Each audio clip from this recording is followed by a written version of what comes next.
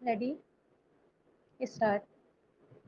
दुनिया के एक प्रतिष्ठित विचार समूह ऑक्सफोर्ड इकोनॉमिक्स ने वर्ष 2018 में दुनिया के कई बड़े और मझोले शहरों की बदलती आर्थिक हैसियत को लेकर 780 शहरों के बारे में रिपोर्ट पेश की थी।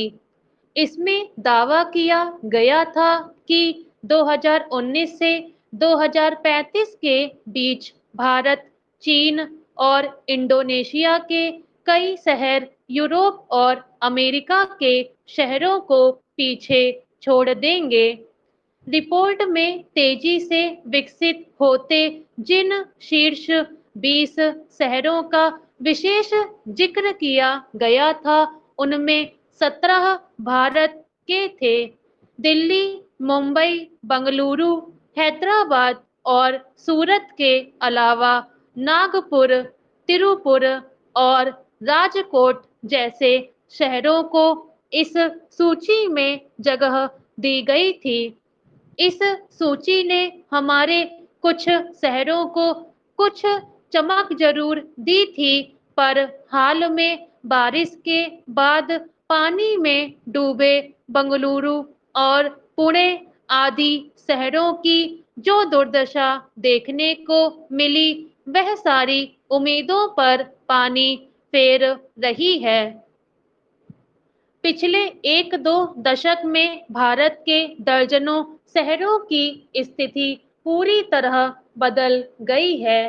देश में चल रही 100 शहरों को आधुनिक शहर स्मार्ट सिटी में बदलने वाली परियोजना का उद्देश्य तेज विकास कर मझोले और छोटे शहरों की चमक दमक बढ़ाना भी है। मगर आर्थिक गतिविधियों और रोजगार के लिए पलायन कर शहरी गतिविधियों और रोजगार के लिए पलायन कर शहरों की ओर आ रही भीड़ के आंकड़े शहरों पर बढ़ रहे दबाव का खुलासा करते हैं।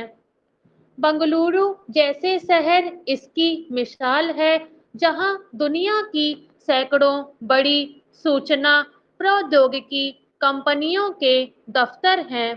हालांकि इसका एक बड़ा फायदा निश्चित तौर पर हमारी उस युवा आबादी से जुड़ा है, जिसे इन शहरों में बेहतरीन रोजगार मिले हुए हैं। यही नहीं, तेज तरक्की कर रहे शहरों की बदौलत लोहा, सीमेंट से लेकर उपभोक्ता वस्तुएं बनाने वाली कंपनियों को भी ढेरों काम मिलता है और उनकी मोटी कमाई होती है। लेकिन सवाल इस बात का है कि क्या हमारे ज्यादातर शहर आगे भी इसी तरह रोजगार देते रहेंगे, या फिर आबादी के बोझ, बुनियादी ढांचे पर पड़ते दबावों और पर्यावरणीय कारणों से वे तबाही के ऐसे मुकाम पर पहुंच जाएंगे जहां उनके लिए कोई उम्मीद बाकी नहीं रहेगी।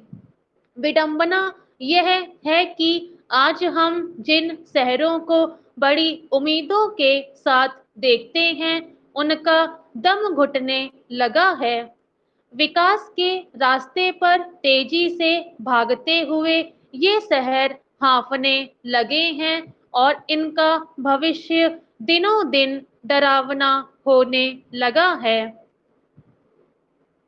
भारत की आईटी धुरी कहलाने वाले बंगलुरु महानगर को करीब 3,500 आईटी कंपनियों ने अपना ठिकाना बनाया है।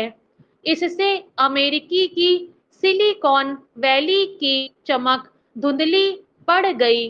कहा जाने लगा था कि जो रोजगार और कारोबार सिलिकॉन वैली में संभव में है, वैसा ही कुछ बंगलुरु में हो सकता है।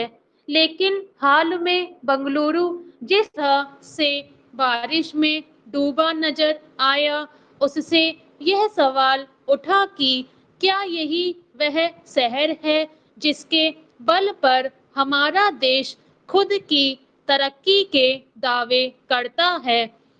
बेतरतीब शैली का शहरी विकास अपने साथ कैसी-कैसी समस्याएं पैदा कर सकता है, यह बात देश की राजधानी दिल्ली और इससे सटे एनसीआर कहलाने वाले राजधानी दिल्ली और इससे सटे एनसीआर कहलाने वाले शहरों गुरुग्राम, गाजियाबाद, नोएडा आदि में भी कई स्तरों पर दिखाई देती है। स्टॉप।